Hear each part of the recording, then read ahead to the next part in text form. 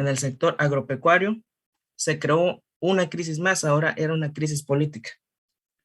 Le cedo la palabra a mi compañera que hablará sobre la parte 2 del tema.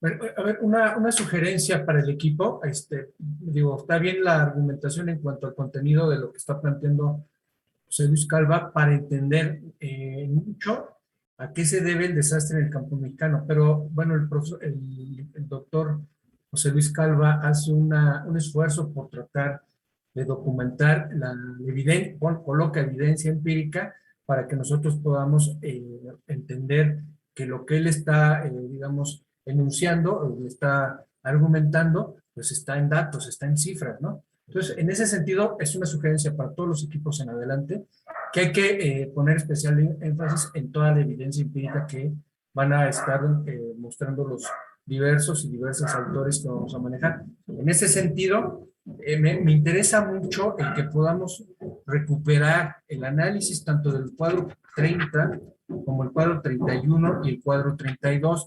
Hay elementos muy importantes respecto a lo que está ocurriendo en cuanto al volumen de producción en diversos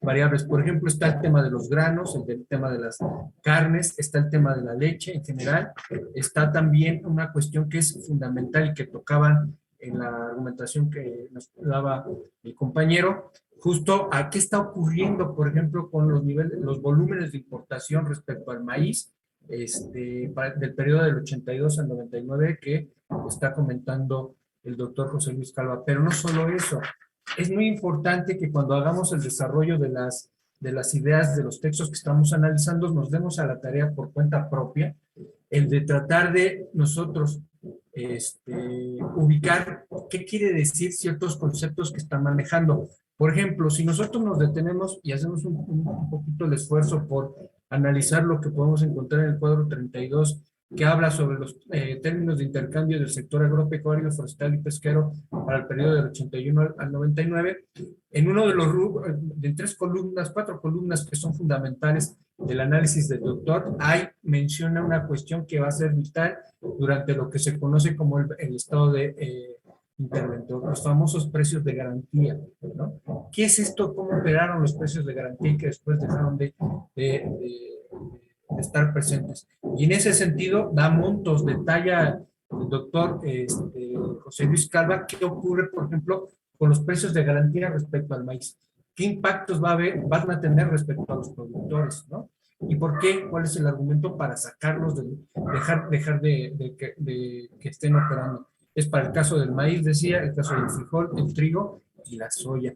Y entonces empezamos nosotros a entender, a poder ubicar justamente en todos los artículos de tipo académico, la evidencia de tipo empírica refuerza o trata de dar justamente esta dimensión de demostrar que lo que estamos nosotros argumentando a partir de ideas lo podemos ver a partir de cifras también. Entonces, que no se nos olvide esta parte, y si no el equipo por algún motivo no hizo el reparo por tratar de hacer el análisis, lo haríamos hacia el final, y en ese sentido, bueno, le hago el llamado al resto de los dos grupos para que empiecen a analizar los cuadros, porque en eso van a ir muchas de las intervenciones que les vamos a pedir.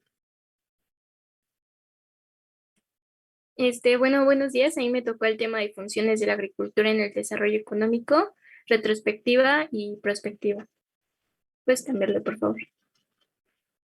Bueno, la teoría del desarrollo que propone el autor respecto a la agricultura lo plantea a partir de 6 puntos, de los cuales son los siguientes. Como primer punto coloca producir los alimentos demandados por la población agrícola creciente. 2, suministrar a la industria una provisión suficiente de materias agropecuarias. 3, generar excedentes agrícolas exportables en proporción mayor a las importaciones. 4, proporcionar un mercado interno para los productos de la industria. 5, generar excedentes de valor para la acumulación urbana.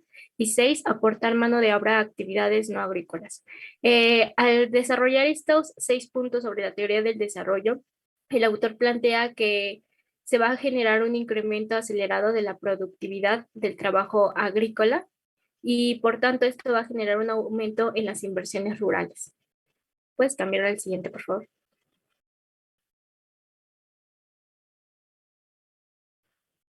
Bueno, ahora voy a hablar sobre la agricultura y la industria en México a principios de los años 70, o mejor conocido como el milagro agrícola. El milagro agrícola se caracterizó porque el PIB creció un 6%, 6.1% anual, y también el autor plantea que esto fue debido a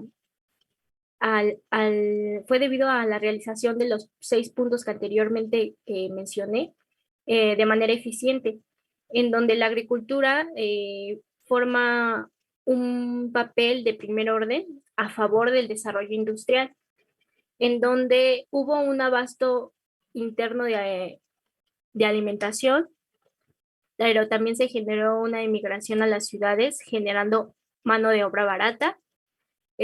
También más de la mitad de las exportaciones provenían del sector agropecuario, de bienes de capital e insumos para la propia agricultura, de manera que esta contribuía a financiar las importaciones de maquinaria y equipo para la industria.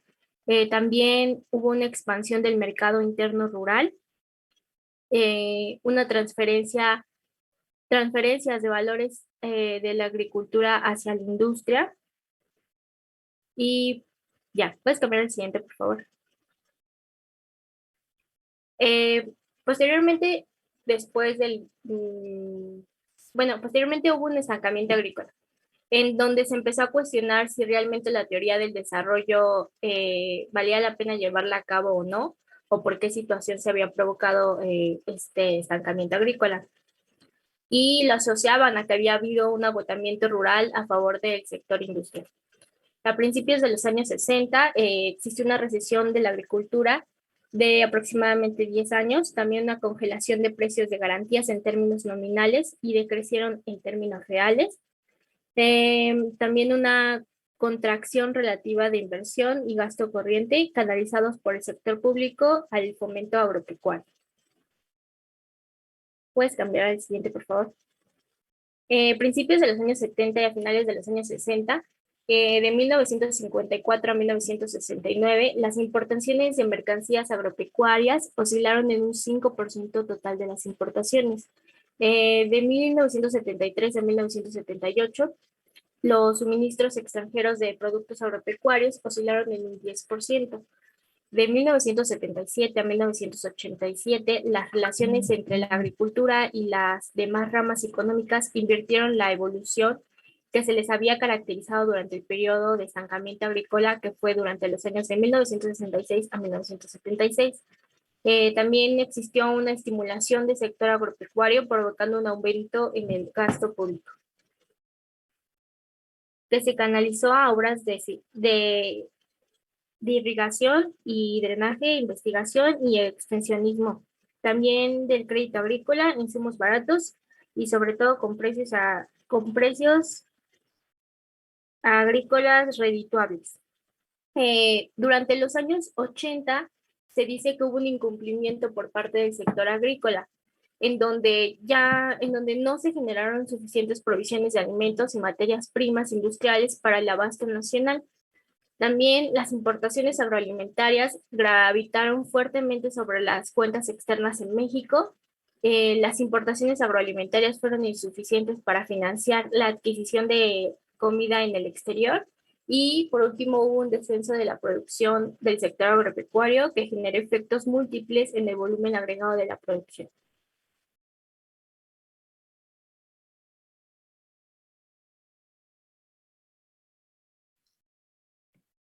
Ok, ahora pasaremos al siguiente apartado, que son las funciones de la agricultura en el futuro de la economía nacional. Y en este apartado, José Luis Calva comienza destacando la importancia del sector agropecuario en un proyecto nación. Y cito, En un certero proyecto de nación, el sector agropecuario debe ser considerado como parte de la solución de los grandes problemas nacionales, en vez de ser considerado simplemente como un problema. Y por otra parte, resalta, ningún programa nacional de crecimiento económico sostenido en equidad es viable si no se sustenta en un campo bonacible. Bonacible quiere decir tranquilo o débil. Con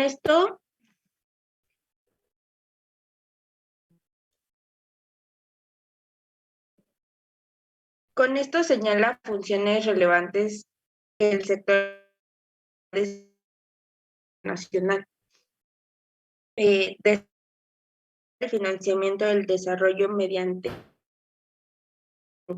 y materias primas con el fin de apoyar el equilibrio en las cuentas externas, sobre todo en la importación de alimentos, ya que estas son muy inestables.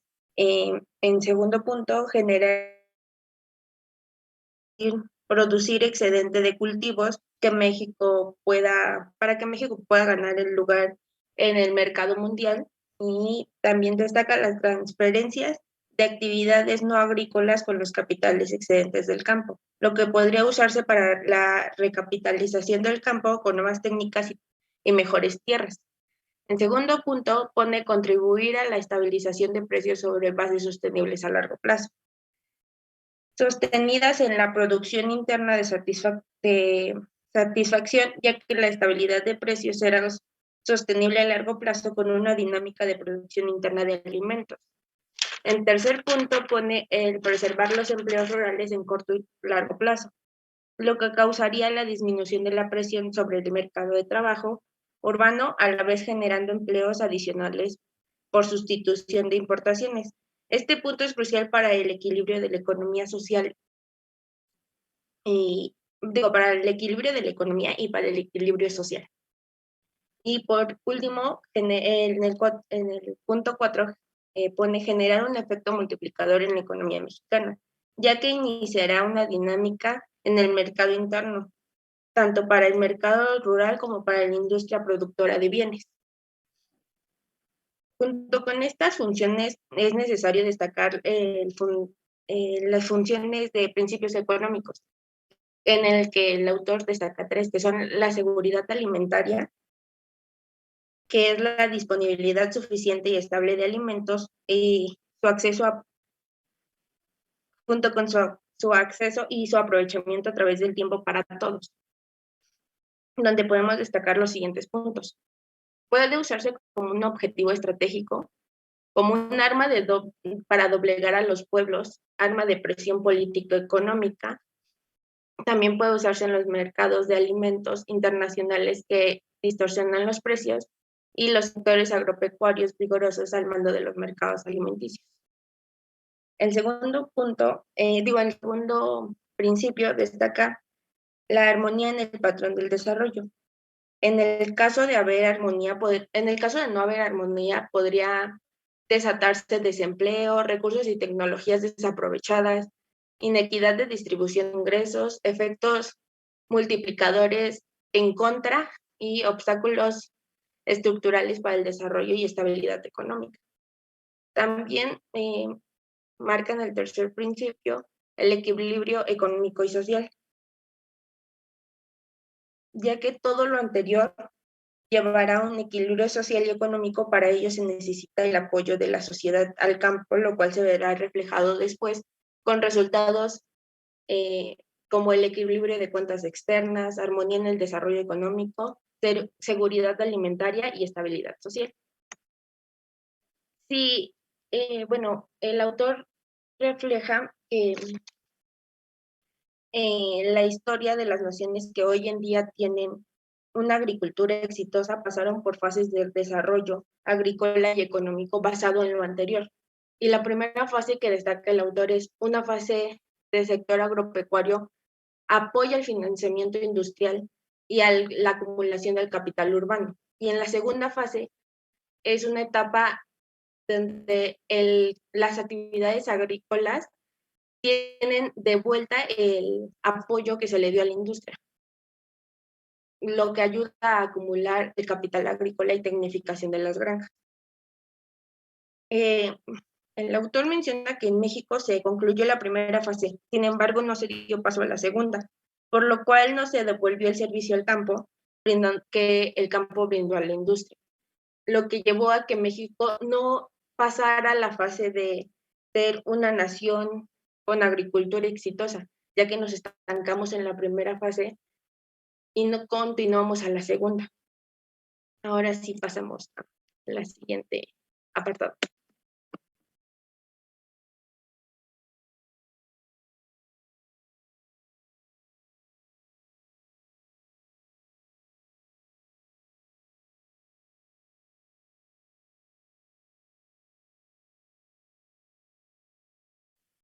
Bueno, yo pondré exponer sobre las funciones de la agricultura en el futuro de la economía nacional. La siguiente, por favor.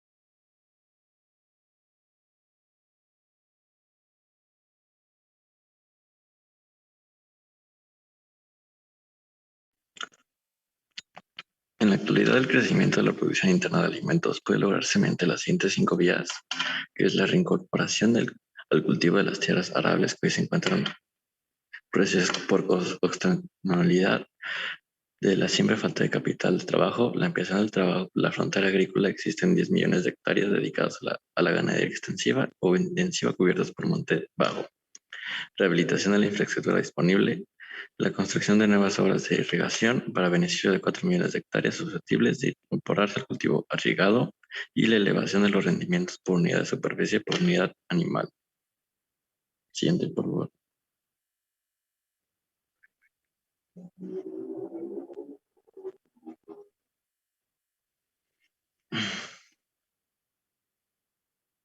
En el corto plazo, para lograr la reactivación y el crecimiento significativo e inmediato de la producción agropecuaria y sentar las bases de crecimiento, en primer lugar, sobre los precios relativos agropecuarios, a fin de volver rentable la actividad de manera sostenida en el largo plazo.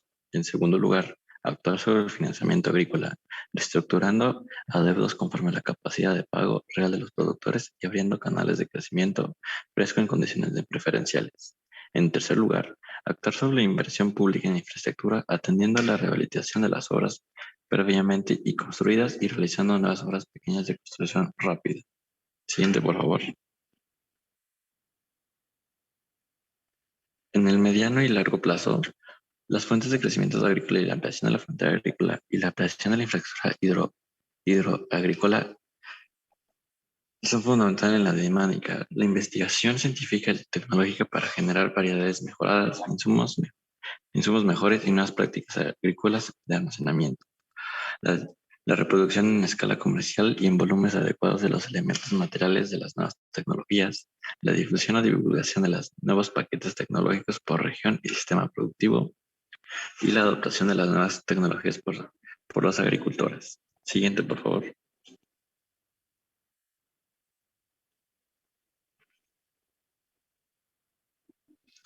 Por consiguiente, un verdadero programa integral de fomento agropecuario con un horizonte de planeación de corto, mediano y largo plazo debe comprender los siguientes principios e instrumentos fundamentales. Primero, una política de precios de garantía o soporte para los productos agrícolas y pecuarios básicos, que otorgue certidumbre a las inversiones agropecuarias con base en bandas de precios establecidas en horizontes de largo plazo y sustentadas en criterios de rentabilidad, capaces de brindar a los productores posibilidades reales de capitalización, tecnificación y solvencia crediticia. Segundo, un programa de largo plazo de apoyo a la investigación y al extensionismo agroeconómico y sostécnico, cuyos efectos en la productividad y la producción son considerables. En tercero, un incremento sustancial de los recursos públicos para obras de infraestructura a fin de aprovechar mejores nuestros recursos naturales. Cuarto, canalización de un volumen adecuado de crédito fresco al sector agropecuario, solucionando equitativamente el mega problema de las carteras vencidas, convertido en un peso muerto en el sector agropecuario y el sistema bancario. Y en quinto, la preservación de las fuentes de empleo e ingresos rurales y, por tanto, atención, promoción y apoyo preferente de pequeñas explotaciones agrícolas debe ser un objetivo central en el programa. Ya, eso sería todo. Muchas gracias, compañero.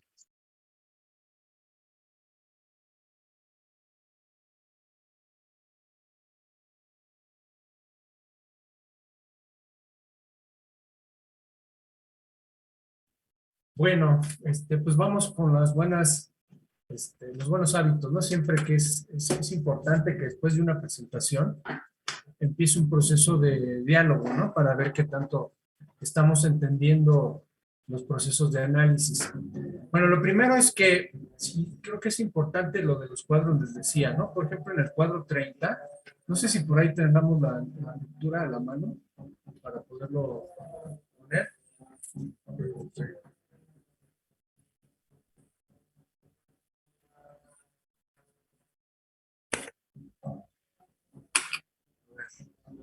Estoy leyendo un poco lo que están colocando en el chat. Dice Sergio, en ese tiempo, nunca se le dio la importancia necesaria a la agricultura. Bueno, también habría que ver, ¿no? Por ejemplo, sería muy bueno en términos de análisis, es un tip, tratar de ubicar por sexenios quizás, ¿no? O por fases, ¿no? De repente, ¿a qué fase corresponde lo del milagro mexicano? Pues justo tiene que ver con todo lo que es el periodo del Estado benefactor para el caso mexicano. ¿De cuándo a cuándo va, por ejemplo? Pues por lo menos va de la década de mitad de la década de los 40 hacia finales de la década de los 70. De ahí viene un cambio fundamental. Y luego, pues hay un cambio también en el tipo de estado, que no es nada sencillo. Entonces, un poco comentando lo que dice Sergio en el chat, esto por el estancamiento del capital de trabajo disponible. Ahí no entiendo a qué te refieres con esto del estancamiento del capital de trabajo disponible. Nadie se hacía responsable de esto. Se ocupaba los ejidos. Esto que se molesta en la opinión de los organizaciones importantes cuando se supone que la agricultura debe... Ok.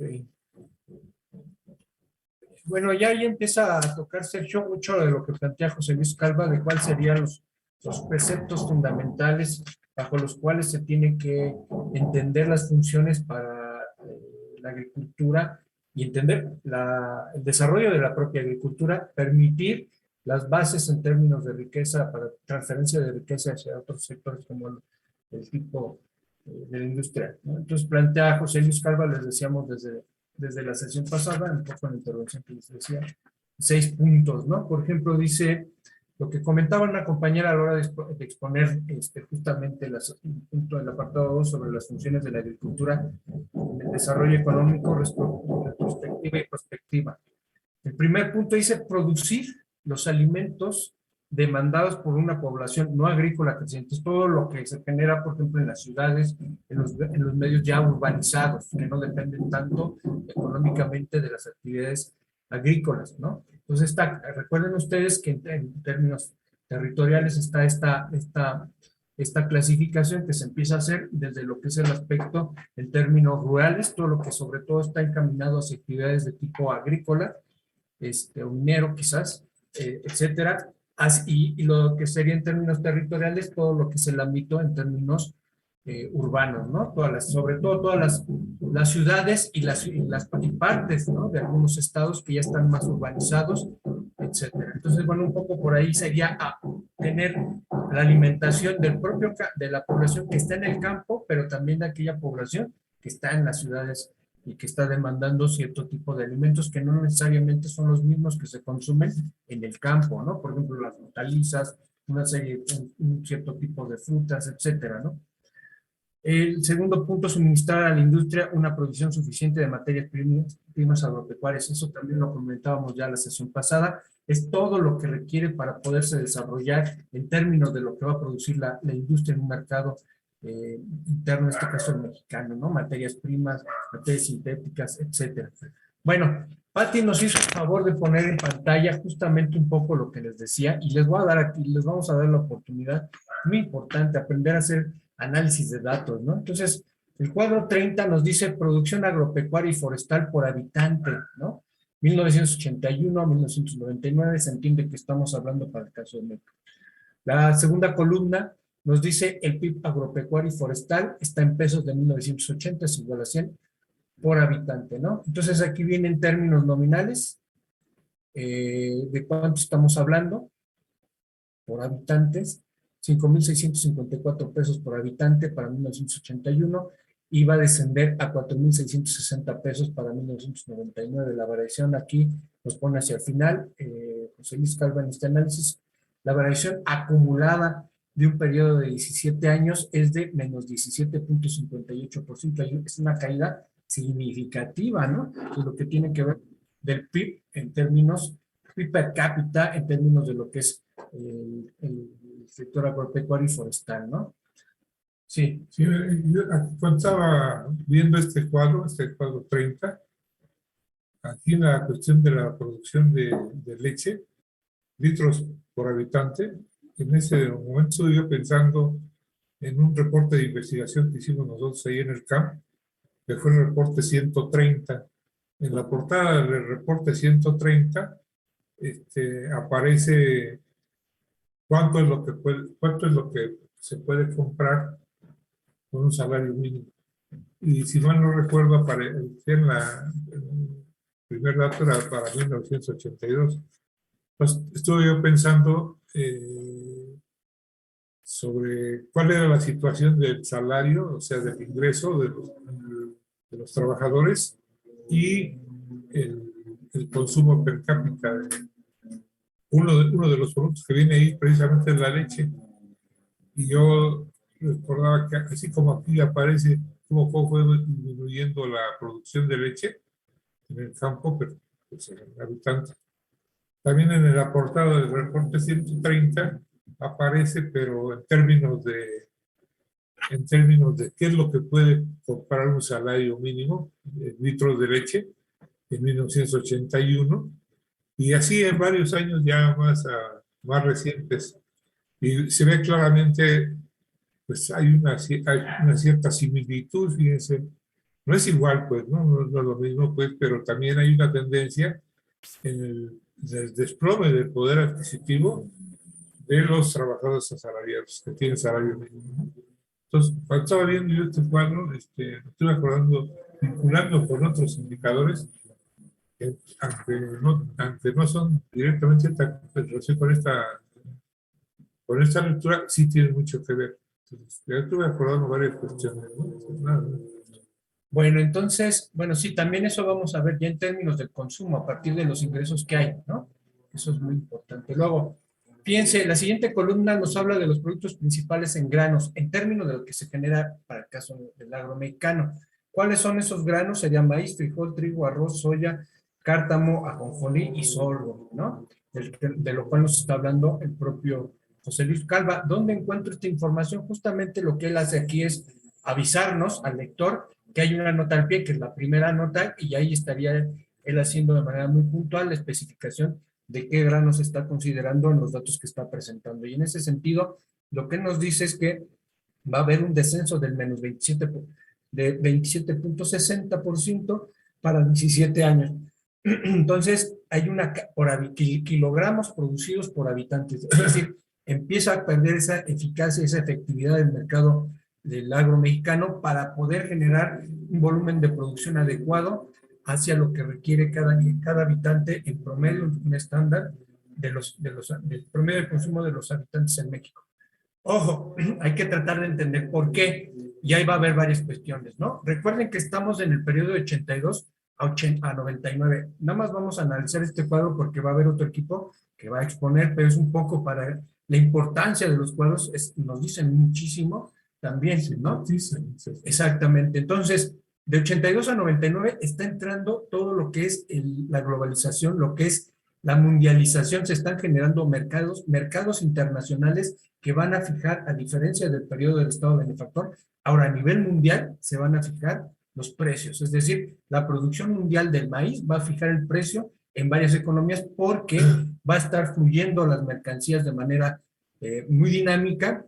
Por ejemplo, México empieza a inundar su economía, su mercado interno, sobre todo a partir de lo que va a ser la importación de maíz, que va combinado, que va de la mano, por ejemplo, con un problema que va a ser sustancial, que es que en 88 aproximadamente, no solo desde 82, sino para 1987-88, en el gobierno de Miguel de la Madrid Hurtado, viene una decisión de tipo gubernamental que va a afectar una cuestión que es de tipo estratégica, que es retirar los precios de garantía. Por eso hace rato les comentaba que hay que poner especial énfasis cuando los autores hacen mención de ciertos conceptos ¿Qué quiere decir con ese concepto? Entonces, el concepto en realidad lo que encierra es una visión de cómo hay que gobernar y cómo hay que proteger a los pequeños y medianos productores en el agro mexicano, ¿no? Al final del día, los precios de garantía son subsidios que va a dar, recursos que va a destinar el gobierno para poder proteger, garantizarle a los productores que incluso antes de que estuviera la producción de los principales granos que aquí se hace mención, fíjense, los precios de garantía entran en la concepción del Estado-Nación de benefactor mexicano en 1953. Empiezan con algo así como con 4 o 5 productos. Al final del día son 12 productos los que están involucrados con los precios de garantía, es decir, estos subsidios que va a entrar en un programa, se van a enlistar una serie de pequeños y medianos productores agrícolas y que lo que van a hacer es que el gobierno les va a dar un subsidio, es decir, les va a garantizar que al final del día, a la hora de ellos recoger su cosecha, van a tener la posibilidad de poder garantizar un precio independientemente de lo que ocurre en el mercado. Es decir, que por ejemplo en el mercado hay un descenso del precio del producto y que eso le puede impactar al productor, el gobierno le estaba garantizando que él va a poder vender. ¿Para qué se hace eso? Bueno, pues en mucho lo que busca el gobierno hacer es mantener la soberanía alimenticia, es garantizar que esos campesinos se mantengan produciendo maíz, se mantengan produciendo frijol, trigo, arroz, soya, cártamo, ajonjolí y sorgo, ¿no? Dentro de otros. Justamente evitar lo de los coyotes. ¿Cómo se evitaba lo del sistema de coyotes? Es decir, aquellos que buscaban sacar una ventaja a partir de comprarle a precios muy bajos a los productores agrícolas y luego irlos a recolocar en el mercado a precios muy altos, ¿no? Lo que hace el gobierno en una estrategia, digamos, de manera integral es generar un circuito de mercados populares. Sobre todo, recuerden, los precios de garantía están orientados para poder darle un trato distinto a la población más marginada y en condiciones de pobreza importante, ¿no? Entonces, tanto a productores pequeños y medianos, pero también a consumidores. Entonces, lo que hacen es generar un sistema de distribución de las mercancías, es decir, en las zonas o en las regiones donde se está produciendo estos granos hacia los principales puntos donde se van a distribuir, que les digo yo, son los famosos mercados populares que se conocieron en su tiempo como la Conasupo, que ahora el viraje que dio es Liconza, ¿no? También está el tema de la leche, ¿no? De quien tenía precios de garantía, etcétera, que era para que la población con bajos recursos pudiera tener asegurada el acceso a estos bienes salarios en alimentos y poder por lo menos mantener y sobrevivir bajo ciertas cuestiones que eran muy complicadas en ese momento. Hay que recordar que en 87, 88 se empieza todo un proceso de retirar esos precios de garantía. Ojo, no me voy a meter ahorita a discutir eso. Lo comentaba al principio porque una cosa son los precios de garantía donde el Estado es quien regula el mercado, el Estado benefactor. Regresaron en el actual gobierno los precios de garantía, ¿no?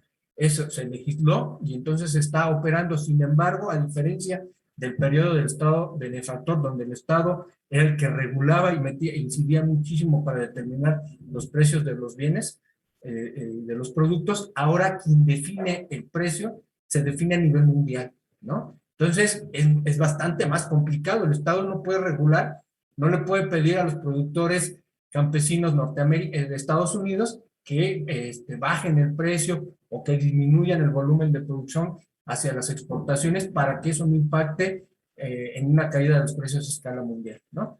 Entonces, bueno, ahora es distinto, sin embargo, lo está intentando hacer el gobierno actual y eso ha tenido una serie de complicaciones muy fuertes, no ha logrado detonar como han esperado, incluso ha habido un descenso en la producción del maíz, que no era como lo esperaban, pero bueno, también tiene que ver con un ámbito que eso es fundamental, a diferencia del Estado benefactor, se ha agudizado mucho lo del cambio climático y eso ha complicado también en mucho la producción a nivel mundial, ha encarecido muchos alimentos, la importación, recuerden, es en dólares, no es en pesos, el tipo de cambio tiene que ver en mucho eso, también el que muchas de las importaciones que se hacen es a partir del crédito, las tasas de interés ahorita están de manera muy, muy importante, están moviendo y eso está impactando mucho, ¿no? Bueno, en el mismo sentido está la siguiente columna, que son las carnes rojas, y nosotros queremos ver a qué se refiere en este caso. Lo único que tendremos que ver es buscar la nota al pie número 2, que sería carne bovina, porcina, ovina, caprina y otras, ¿no? Y bueno, está el caso de la tercera, que tiene la última columna con la tercera nota al pie, que estaría haciendo referencia a los productos maderables, que serían escuadria, chapa y triplay, celulosa, durmientes, postes, pilotes y morillos y combustibles para 1900. Bueno, entonces, un poco es esto. Los siguientes cuadros va a haber pues cuestiones bien importantes que están respaldando, que están mostrando evidencia, como les decía, del autor. Por ejemplo, el cuadro 31 habla de las importaciones de los alimentos, está el caso del maíz, cada vez se importa más. Pasamos de 1982, que se importaban 37.6 millones de dólares en maíz, para pasar a 1999 a 600 millones de dólares en maíz. Eso hay que traducirlo, por ejemplo, en toneladas. ¿Cuántas toneladas estaban inundando lo que era el mercado mexicano? Si nos vamos al cuadro, por ejemplo, número 32, términos del intercambio del sector agropecuario, forestal y pesquero, que es para el periodo de 1981-99, que mucho nos va a hablar justamente de lo que es la primera fase para muchos teóricos de lo que es el neoliberalismo en México.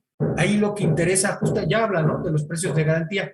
Por ejemplo, los montos que se destinaban, o sea, este subsidio que se le daba al maíz en 1981 eran 1.472 millones de pesos, algo así, la cifra ahí está, 1.472, hay que serán pesos, ¿no? Sí, ese peso de los, ¿no? Sí, y luego baja a 599.8 pesos para 1999, es decir, empieza a retirarse. Como ese cuadro vamos a poder ver, por ejemplo, el cuadro número 33, que es justamente lo que decía en uno de los principales argumentos del autor, que hay que entender cuando se empieza a hablar del Estado mínimo, es decir, el Estado no desaparece, ¿no? La concepción más clásica es que el gobierno se mantiene, la figura del capitalismo se mantiene, pero sin embargo, lo que ahora va a estar privando es el libre mercado total, es decir, el Estado no va a intervenir solo en los fallos de mercado, por ejemplo, en una crisis, o que de repente en algún sector económico, en alguna actividad económica estratégica, hay algún colapso, algún crack, que alguna empresa se declare en bancarrota, entraría a ser una requisa en términos jurídicos lo que es el Estado para recuperar la empresa, sanearla y regresarla al mercado a las libres fuerzas de la oferta y de la demanda. Entonces, fíjense, aquí lo que nos dice el cuadro 33 está el tema del gasto público. Cada vez hay menos gasto público orientado hacia lo que es el fomento de la inversión en terreno agropecuario y forestal, es decir, del total de los recursos que maneja el gobierno, empieza cada vez a destinar menos. ¿Cómo hay que entender eso? O sea, ¿qué quiere decir? Que el gobierno ya no destine de un peso, por ejemplo, el peso total, 70 centavos al agro, sino que ahora solo va a destinar 10 centavos de un peso al agro mexicano. Eso es para entender por qué, o sea, qué es lo que orilló a que el gobierno tomara esa decisión. Tiene que ver mucho con el proceso del cambio de Estado, insisto mucho en esta cuestión.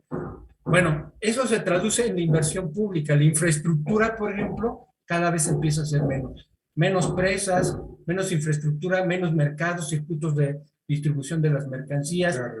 Hay un cambio fundamental, deja de ser Conasupo, se reducen recursos a lo que es Conasupo, se cambia, se refunde y ahora se llama Liconza, tiene menos sucursales, etcétera.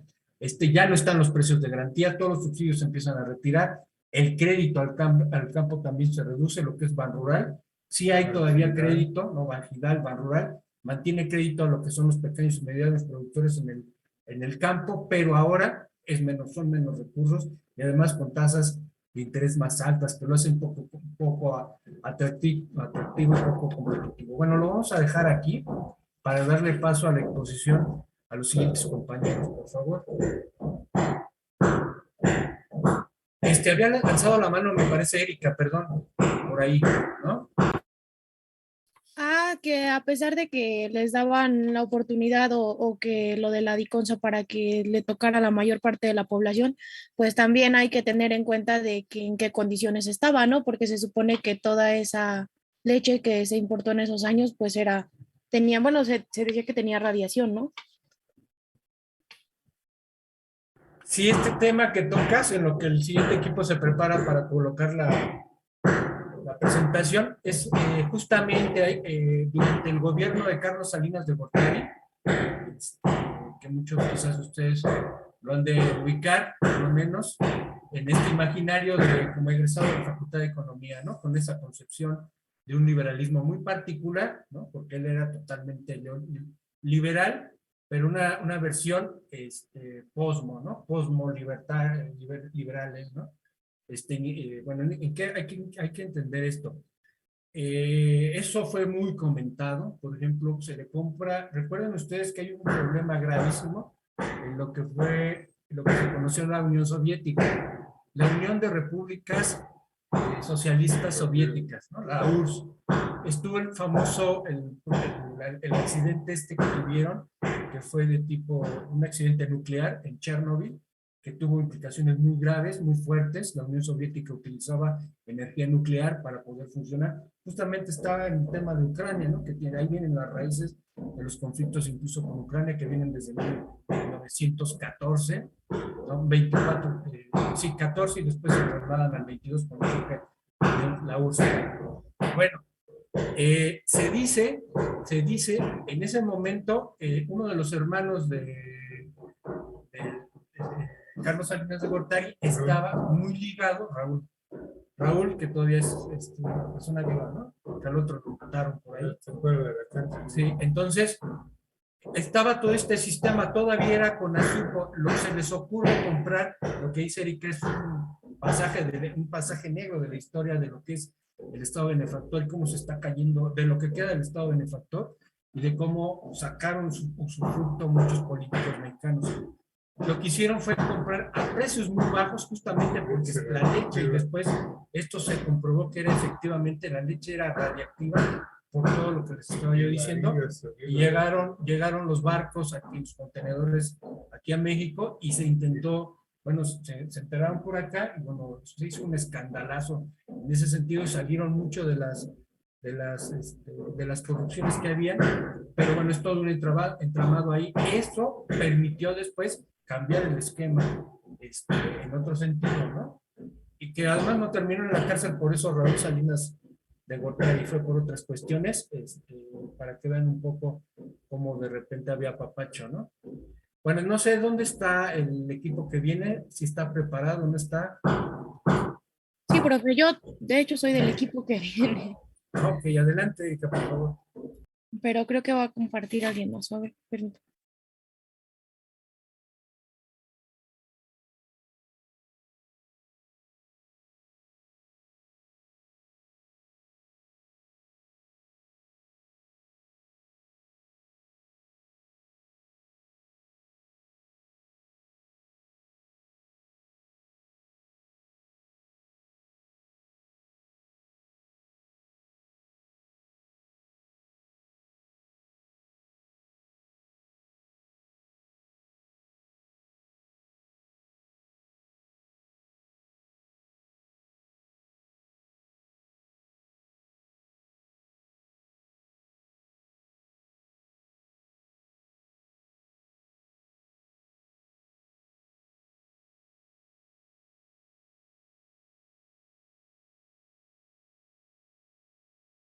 ¿Ya alcanzan a verlo todos?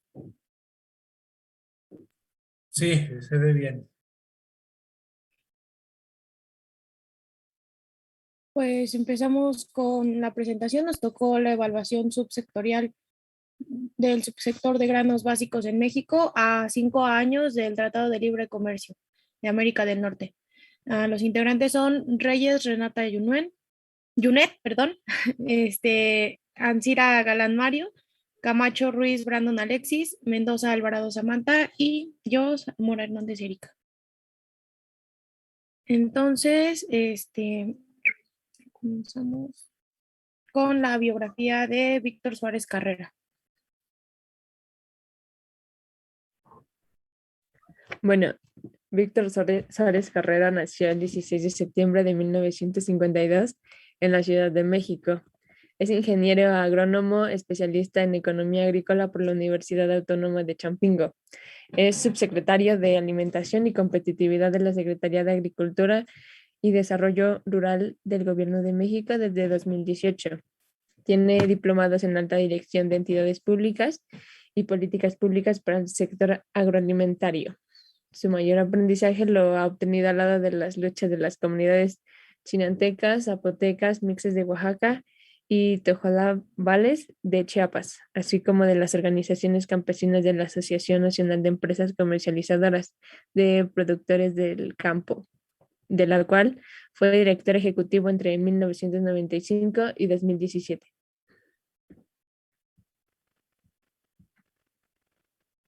Siguiente, por favor.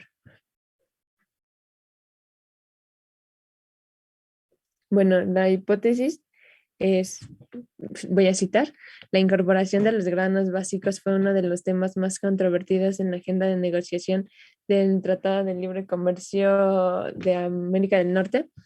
La importancia estratégica del subsector de granos básicos en México, así como la profunda e insalvable asimetría entre nuestra agricultura de granos y la de Estados Unidos y Canadá, indicaban y aconsejaban la necesidad de excluir y proteger dicho subsector de los acuerdos de liberación comercial, en el peor de los casos, al menos al maíz y al frijol, alimentos básicos de los mexicanos.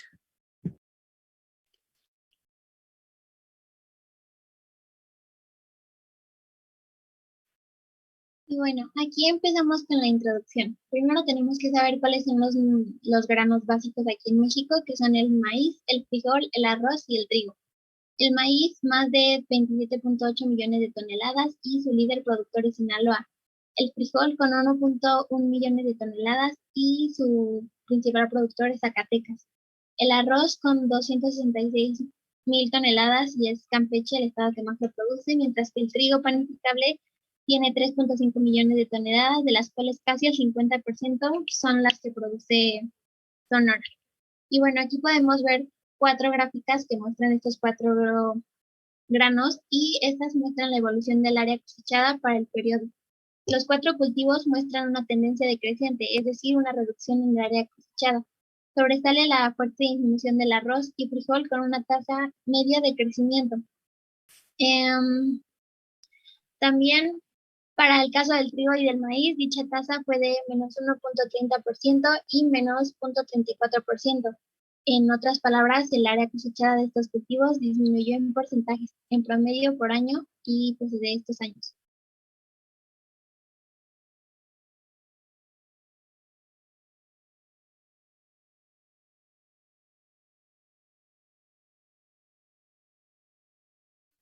Y bueno, empezamos con el punto número 1, que es el acceso a los mercados y la desgravación. A mí me llamaron la atención especialmente estos 6 puntos que se marcan en este apartado, y uno es que el Tratado de Libre Comercio es estratégico y excluyente. ¿Por qué? Porque inicialmente en este tratado se acuerda que va a haber una liberalización total de los granos básicos en los plazos de 5, 10 y 15 años para los productos que son considerados como más sensibles, los cuales serían el frijol, el maíz y la cebada. Y se acordaron también aranceles y cuotas de importación, lo que más adelante vamos a ver que pues realmente nunca se cumplió y para desgracia nuestra, pues únicamente con nuestro país. El punto número 2, que es ese, que el incumplimiento de las normas cuando se refiere a México. Lo que pasa es que cuando México, o sea, el Tratado de Libre Comercio fue más como algo estratégico para los países de Estados Unidos y Canadá, puesto que hicieron que, bueno, como incitaron a que hubiera más importaciones de parte de nuestro país, lo que detuvo mucho la producción agrícola de México. Entonces, podemos ver que pues realmente no nos beneficiaba en mucho, sino que al contrario. De hecho, hay una parte en la que se marca que la, el estancamiento de la agricultura o de la industria agrícola en nuestro país es más debido a esto que como consecuencia de esto. Entonces tenemos que entre 1994 y 1998, que fue durante bueno, unos años del sexenio de Cedillo, se importaron de parte de, bueno, de México, de Estados Unidos, 5.3 millones de toneladas y todas estas estuvieron importadas por encima del precio y ni siquiera se pagó arancel.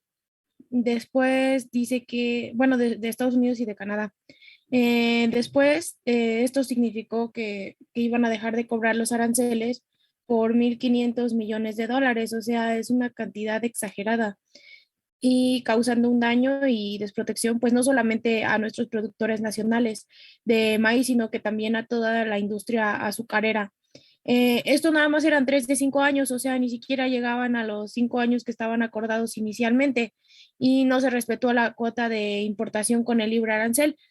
En 1996 y 1998 se importó maíz por encima de la tasa que incluso estaba prevista hasta el año 2007. O sea que pues empezamos mal, todo mal, no se estaba respetando los acuerdos. Y pues todo esto hacia nuestro país, porque realmente pues Estados Unidos y Canadá nos estaban exportando las cosas y eran pues por muy encima del precio que debieron haberlo vendido a México. Y de acuerdo con datos del gobierno de Estados Unidos, desde el primer año del Tratado de Libre Comercio se dice que las exportaciones estadounidenses de maíz a México, que fueron aproximadamente 3.054.000 toneladas, sobrepasaron siempre la cuota de importación de maíz y de esto 25 millones de toneladas no pagaron ni un solo centavo de arancel que estaba acordado en el tratado comercial hasta el año 15. Y en todos los años de este quinquenio de Leciano, a excepción de 1997, se incumplieron todas las cuotas de importación y correspondiente pago de aranceles. De esta forma también se comportaron las importaciones de frijol y de cebada, que en este caso el frijol, en los 5 años que estuvo el Tratado de Libre Comercio inicialmente, se importaron de Estados Unidos casi 150.000 toneladas y todo esto otra vez fuera sin pagar arancel. Entonces, para el año 3 del Tratado de Libre Comercio y no del año 15, ya se había tenido una liberalización total en el comercio con Estados Unidos y Canadá y bueno, del frijol. Y todo esto fue pues estratégicamente sensible para los países norteamericanos, porque en 3 de 5 años se habían incumplido los acuerdos de protección a los productores nacionales de frijol. Y, por ejemplo, en el caso de la cebada, en los 5 años del Tratado de Libre Comercio también se importaron de Estados Unidos y Canadá 441.770, me parece, toneladas, y todo esto fue fuera de su cuota, o sea, otra vez sin pagar aranceles.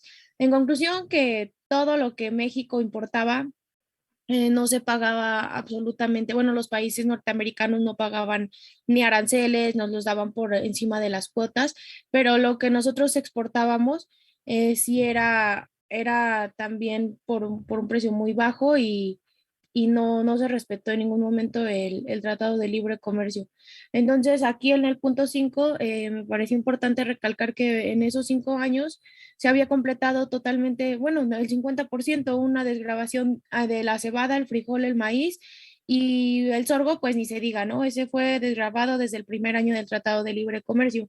Y ahora otra cosa que también es importante mencionar, la SECOFI, que se supone que es la Secretaría de Comercio y Fomento Industrial, me parece. Y pues esta secretaría se supone que es la encargada de plantear y de dirigir y regular todas las actividades que están relacionadas al comercio exterior. Y se supone también que debe de formular y conducir las políticas generales para normalizar la comercialización de los bienes y los servicios, pero pues es algo elitista porque únicamente lo hacía para favorecer, por ejemplo, en este caso a los que eran productores mayoritarios. Y entonces, ¿dónde quedaba toda la gente que siembra en cantidades menores, ¿no? O sea, otra vez ha sido bueno, también fue como la responsable de que se incumpliera esta protección para las personas que producían los cereales, la leguminosa que era el frijol y el sorgo, ¿no? Entonces, pues también hay algo importante que sucedió en 1995, que fue cuando Zedillo anunció la Alianza para el Campo y los productores agropecuarios se supone que participarían en los comités de cupos. También se supo que además de que tratara de tener una representación genuina y autónoma, de los productores de granos básicos del país, no de una representación funcional de la SECOFI, ni parcial ni tampoco fue unilateral. Entonces, pues en conclusión, el Tratado de Libre Comercio ha significado como la liberación total de todos estos granos básicos desde el primer año y no como se había planteado de 15 y 10 años. También otra cosa es que las importaciones de maíz y de frijol y de cebada, que eran provenientes de Estados Unidos y Canadá, siempre estuvieron fuera de cuota, como lo mencioné anteriormente, y no pagaron la arancel para nada en los 5 años de vigencia del Tratado de Libre Comercio. Y también es equivalente a, bueno, todo eso de que no pagaron, se representaba una evasión fiscal de 1.600 millones de dólares. O sea, pues, sí, era una evasión, ¿no? De todo lo que no pagaban. Y esta cantidad pues es representada como equivalente al presupuesto que tenía para Procampo y el Progresa en 1999. O sea, los dos juntos, el presupuesto de esos era equivalente a la evasión fiscal que tuvieron los aranceles de importaciones de Estados Unidos y Canadá. Y pues con esta cantidad se hubiera podido incrementar a mínimo un 70% el presupuesto total para la Sagara aprobado en 1999. Y si hubieran también cobrado aranceles acordados, podrían multiplicarse 8.5 veces el presupuesto de la Alianza para el Campo y más de 100 veces el presupuesto para el apoyo a la comercialización de Acerca, que estuvo programado en 1999.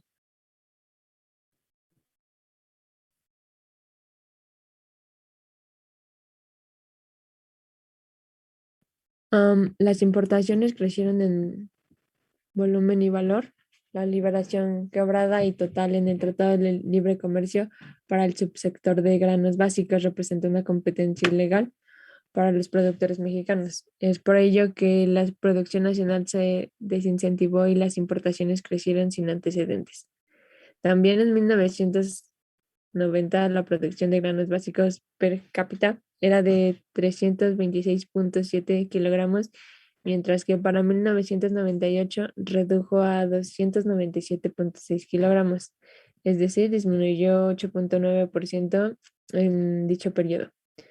Igualmente se incentivaron las importaciones al pasar de 103.7 kilogramos per cápita en 1990 a 121.3 kilogramos en 1998.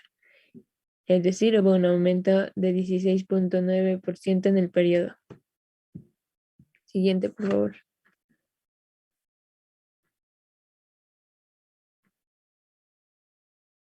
El volumen total, las importaciones de granos en los 5 años del Tratado de Libre Comercio descendieron a 58.8 millones de toneladas, o sea, la producción nacional de 2 años.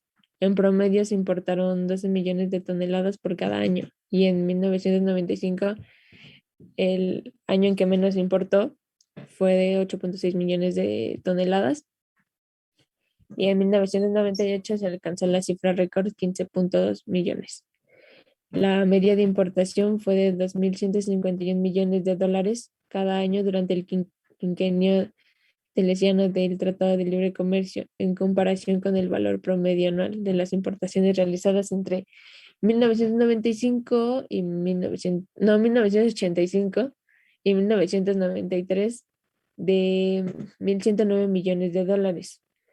El valor de las importaciones de grano en el periodo del Tratado de Libre Comercio creció en 93.8% con relación al valor de las importaciones realizadas en 1985 y 1993, lo cual significa que en 5 años del Tratado de Libre Comercio el valor de las importaciones de granos básicos fue casi el doble que el valor de las importaciones realizadas en los 9 años anteriores.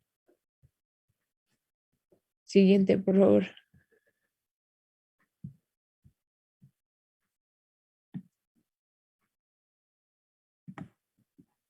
Ay, no me deja. Ya. Ya me pasé, ¿verdad? Sí. A ver, entonces. Ay, no sé, no me.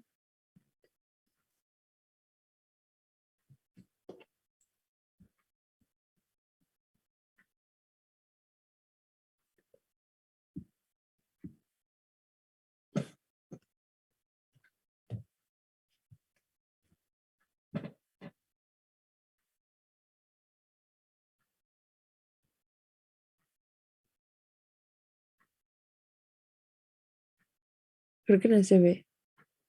Ah, ya. Sí, ahí. Muchas gracias. El impacto en los precios agrícolas y la rentabilidad al productor.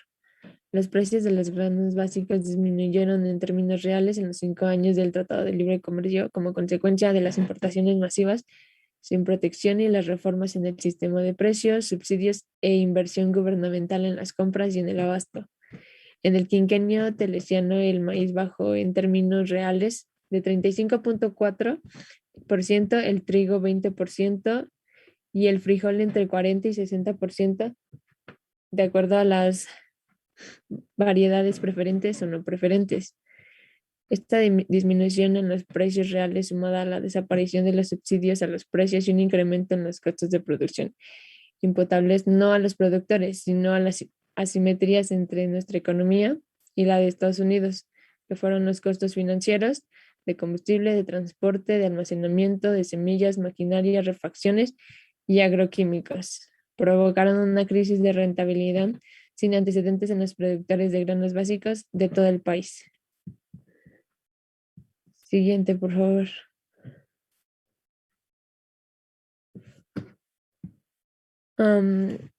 La reposición de sus medios de producción y de la fertilidad de los suelos se desarrolla a través de la transferencia de recursos de ingresos provenientes de la venta de fuerza de trabajo familiar en otras actividades de las divisas enviadas por los migrantes e incluso los ingresos derivados del cultivo.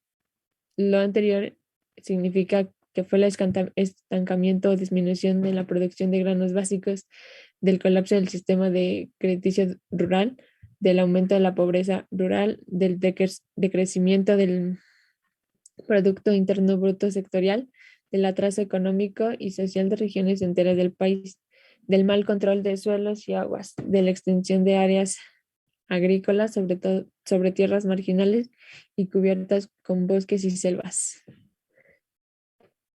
Siguiente, por favor.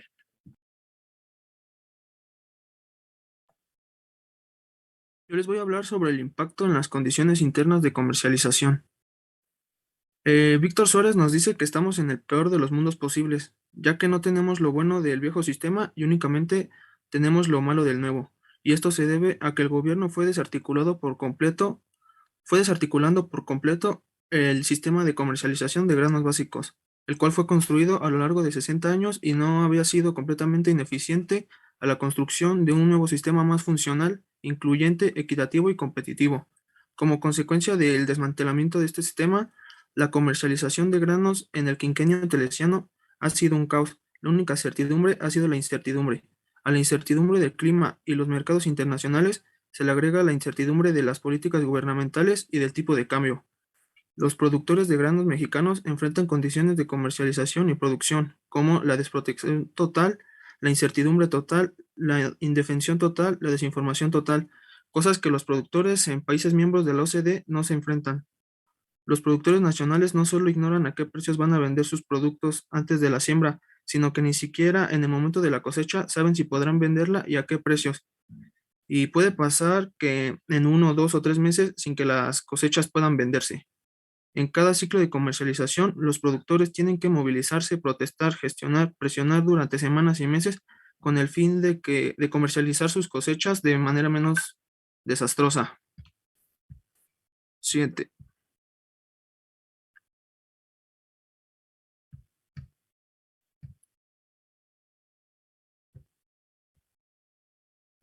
A 5 años del Tratado de Libre Comercio y 18 del modelo neoliberal, en la agricultura mexicana aún no se dan cuenta que el objetivo principal de las políticas agrícolas es brindar un marco de certidumbre y estabilidad a la producción y comercialización de alimentos y el ingreso de los campesinos en el marco de un mercado global crecientemente incierto e inestable debido a la incertidumbre del clima, la imprevisibilidad de los acontecimientos políticos de efectos globales, el carácter recurrente de las crisis económico-financieras del actual modelo de globalización de los mercados, el carácter especulativo y poco competitivo de un mercado agrícola internacional altamente concentrado y dominado por unas cuantas corporaciones multinacionales.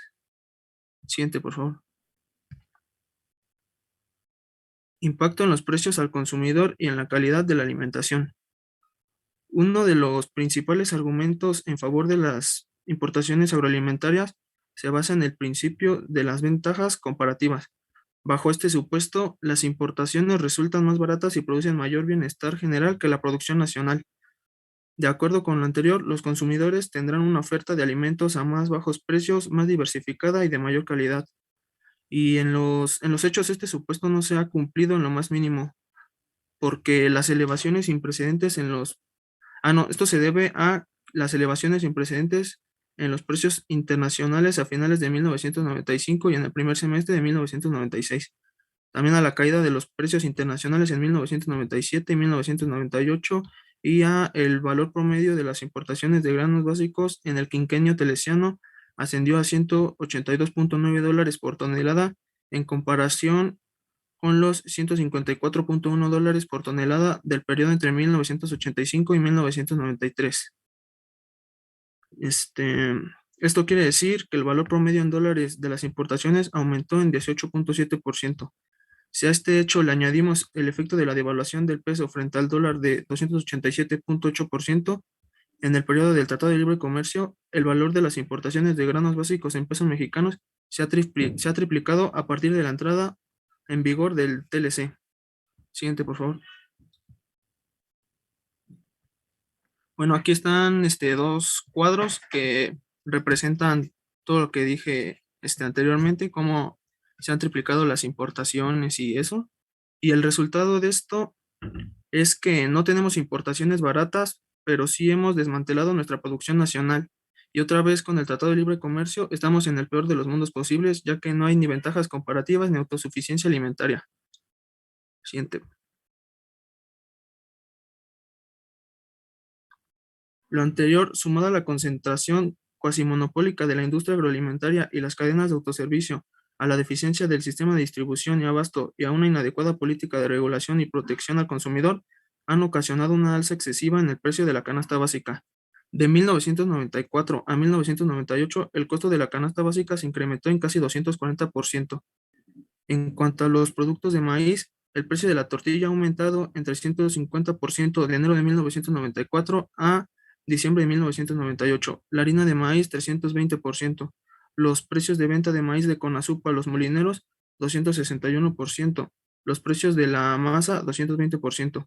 Esto en comparación con la caída de los precios reales al productor de maíz del 35% y con la caída en los precios internacionales en 1997 y 1998. Víctor Suárez que cuestiona dónde se encuentra el beneficio para los consumidores, además de que pone en duda quiénes son los que en realidad se benefician con la política de fomento a las importaciones y el desmantelamiento de la producción nacional de granos. También comenta que existe un problema que tiene que ver con la calidad de las importaciones crecientes de granos, donde cuestiona qué calidad estamos importando y consumiendo los mexicanos.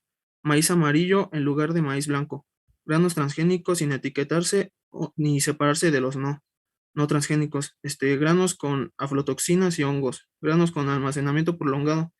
Mientras en países como Estados Unidos y Canadá, Japón, Brasil o la Unión Europea se imponen controles para cuidar la salud de los consumidores, en México es cuestión de la salud de los mexicanos. Y el autor nos dice que la mano invisible del mercado provee y resuelve, parece ser la divisa de los promotores del libre mercado agroalimentario en nuestro país.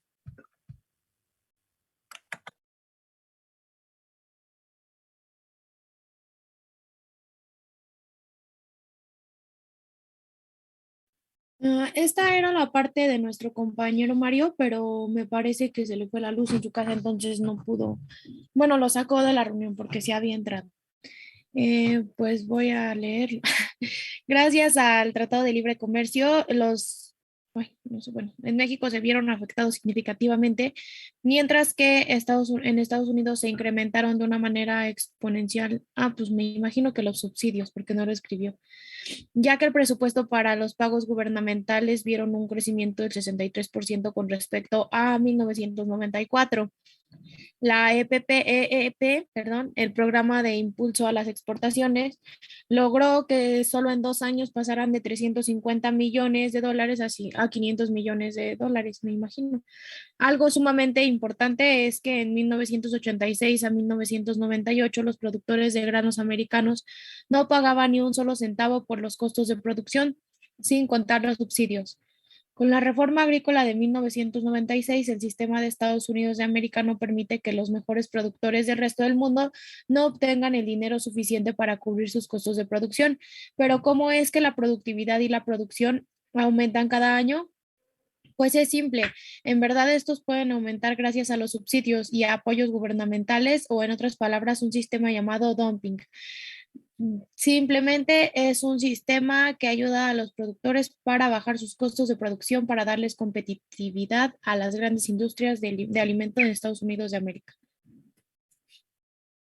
Y en lo siguiente... Perdón, va a intervenir Pati, por favor. Ok, sí. Ay. A ver, tu compañero Ansira Galán Mario también estuvo en la exposición de maquinaria y gran industria. Gran industria y agricultura, perdón. La primera que hicimos. Exactamente. Sí. Y ahorita, ¿qué es lo que vas a hacer? ¿Vas a leer su parte así textual?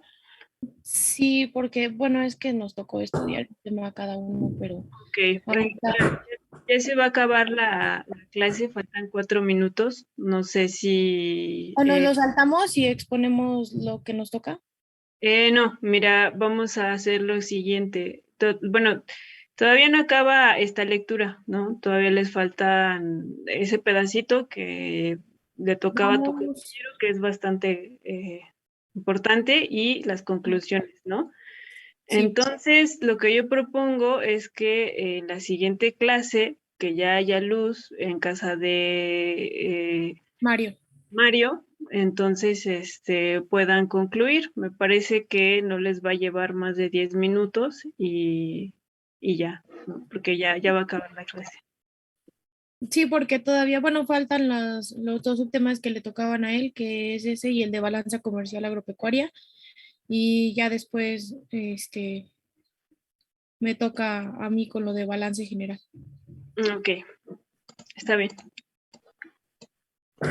Entonces concluimos la siguiente sesión para el equipo de Erika, de Itzel, de Fernando, Leticia, Dulce. Empezamos con ellos la siguiente sesión y después ya se incorpora el otro equipo, ¿no? Sí, Junet. ¿Entregamos la presentación en Classroom o todavía no? Sí, la suben, pero corríjanle, ¿no? Sí tiene varios errores de redacción, hay que corregir esas cuestiones. Recuerden que es una presentación, hay que cuidar esos detalles. Aprovechen que lo van a poder hacer para que esté mejor, ¿no? Bueno, la otra cuestión, estamos revisando las participaciones en el chat y solo estoy registrando las que son participaciones. Las que son muy ambiguas o que no dicen mucho, no las voy a registrar porque la idea es que también ustedes empiecen a hacer un proceso de ser más puntuales, ser más específicos de lo que están diciendo, que refleje la discusión, pero que también esté reflejando que han podido leer, ¿no? Bueno, compañeros, compañeras, si no hay más, pues nos estaríamos viendo el día lunes, ¿vale? Que estén muy bien, cuídense mucho. Gracias, igualmente. Hasta luego, bye. Gracias, profe. Hasta luego. Adiós. Hasta luego, profesora. Nos vemos, Javier. Bye. Hasta luego, profe.